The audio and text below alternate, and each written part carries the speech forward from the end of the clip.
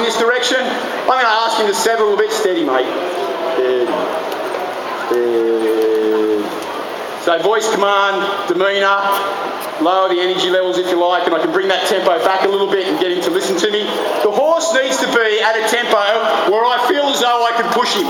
If I can't push him, then he's going too fast. So he's got to come back to my tempo. I don't have to push him, but if I want to push him, I should be able to.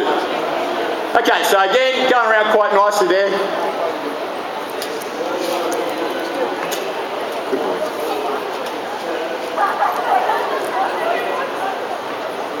Alright, so what I'll do sometimes when I'm working like this is I might bring him in onto a smaller circle and ask him to step across in a little bit bigger way with his inside back stepping across underneath, and you can see that he's working much harder there now behind and still stepping into that outside contact. I'm quite happy to do it. Not enough to fizz him out, but enough to make him work a little bit harder. That's a good little bit of exercise, and then ease him back out into the circle again and let him relax. So increasing the resistance a little bit to increase his flexibility. When you're getting them around going like this, it's really important that in time, and it's not going to be the first couple of times that you lunge him, but in time he needs to look for that outside contact. That's his responsibility. So I want him flexed to the inside, I want a steady contact on that outside rein, and that's mine and the horse's responsibility. If he's looking to the outside and you can't stop him from looking to the outside, then come back to your work in hand, get him on the outside rein and start again. And if you find that you're still having trouble, bring him into this small circle again, work him a little bit harder, a little bit flexible, flex to the inside, a little bit more outside rein, stepping across nicely with the inside back leg, and pull. Okay, always letting them come back and relax. You know, I don't need to do a lot of lunging with him. I want to get on his back and show you where we go to from here. As I said, this session is about the groundwork and about what we've done here, and I'm happy at the end of it to answer any questions that anybody's got about what I've done here, or questions in relation to horses that you might be having problems with. We've done a lot of horses, and there aren't too many problems that we haven't come up against. So if you think you've got a problem that no one's seen before, we probably have seen it. So come and see us at the end if you need to, and I'm happy to help you.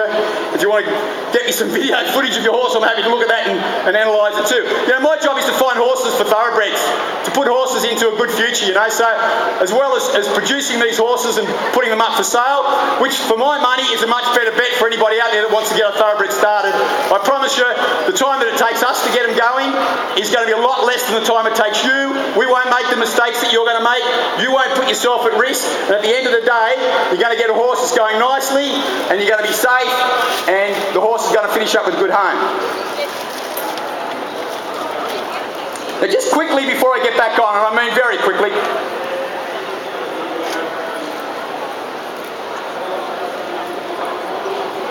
every horse that I get on, I've got a 20-year-old dressage horse at home that does all the Grand Prix movements, and I've had him since he was 2. And every time I ride him, I do a little bit of this work in hand. Every single time. Now, believe it or not, this leads to piaffe and passage. If you get your horse on the fence, and I know there are people here doing lectures on work in hand, if you get your horse on the fence, and hooked, and you ask him to walk up, and hooked, walk up, and hooked, walk up, and hooked, walk up, and hooked. Okay, I'm not going to drive him mad, but you can see that energy is gradually increased, but we maintain control of that energy. So it does become some pretty high-level stuff, and you'll be surprised at how quickly it can become that if you're persistent and gentle about what you're doing. Okay, so I'm just going to, as I said, with every horse I ride, I just get him in here, do a little bit of this groundwork again before I get on, make sure that he's accepting that outside rein before I get on. I don't want to get on and fight with him, I want to get on and ride. Okay, so if I've done the right thing on the ground, I shouldn't have a lot of drama. I hope he doesn't let me down, he hasn't yet. But once I get him onto the outside rein, you'll find that I hardly need the inside rein. I'll have to do this a couple of times, but I've got him on the outside rein now, and he's working on that outside rein. I don't even need the inside rein except to keep him in the direction that I want to go, right?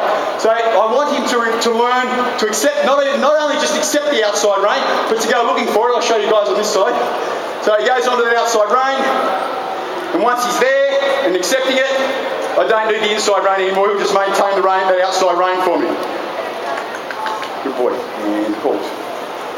Okay, so again, I hope I haven't missed anything there. I think that's been pretty systematic to this point. I'm going to get on his back.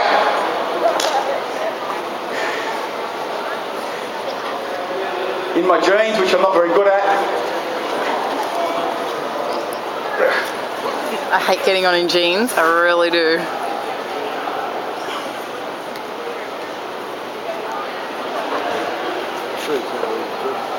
Again, you know, when you jump on a thoroughbred, if he doesn't do that and stand there for you and do the right thing, then you haven't gone through the process, and you haven't done the things that needed to be done before you got there. Now, what I'm going to do from the minute I step off on this horse is exactly what I did on the ground. I take up the outside rein, and I ask him to step across with his inside back leg onto the outside contact. Just maintaining a steady outside contact with my outside hand. The inside rein is just being used to keep the direction. Okay, I don't do anything different to what I did on the ground. So I can get him to step across. At this stage I'm utilising the spur, but I can use the whip. I can use my leg if he's got far enough along the line. In fact, there he is with no whip or spur, just doing the same thing, maintaining that outside contact. Nice and relaxed. This horse is 3 weeks in work. Anybody that's had thoroughbreds and fiddled around with them for 2 years or 3 years will understand that this is a fair effort for a young horse. Okay, so now what I'm going to do is offer him my new outside rein because he's doing that quite nicely. Now I'm in a position where I don't have to change sides, I can do it from his back. So I offer him the new outside rein. I take up my left rein, communicate with my inside rein, and he changes the flexion for him. Now I get him stepping across with the other leg. Stepping across into that contact and taking up the outside contact. Now that's a pretty good place to be for a young thoroughbred, and I think that, again, with that systematic approach, there's no reason why people can't get this. If you can't get it, then ask somebody. Don't fiddle around and hope you're going to come up with a solution, because what you might do is finish up in hospital. If you get yourself to a point where you're stuck, don't wrestle with a horse, don't belt your horse, get some help. Find out of somebody the best way to go about it and do it safely. Get a good result. So there you can see him now, and I offer him the new outside rein. He looks for it, stepping across underneath himself. And, you know, after utilising the fence, I'll go back to the fence again now for my halts.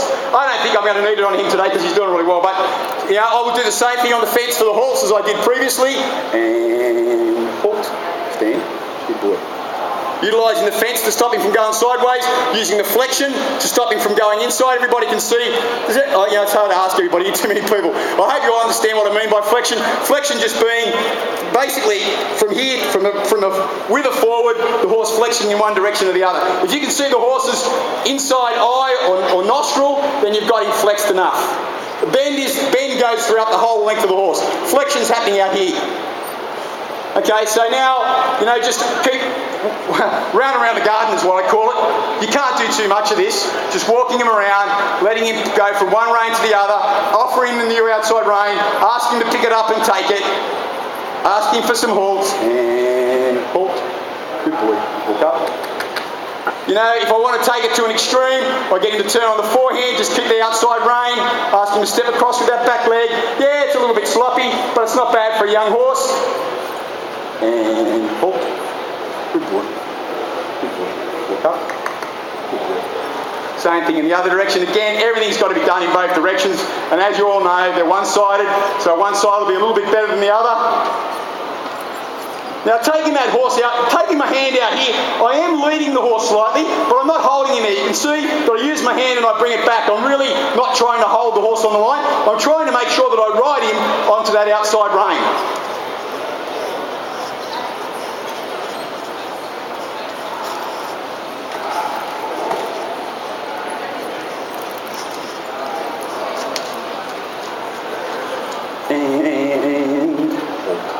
Now I'm going to stop there because if I go any further I'm not going to have anything to do on Saturday. Thanks very much everybody for your attention. I really appreciate it. I can see there were some people out there that were taking in what I was saying, and I'd be really happy, as I said, to help anybody that needs any help with what I'm doing here today, anytime. Thanks very much.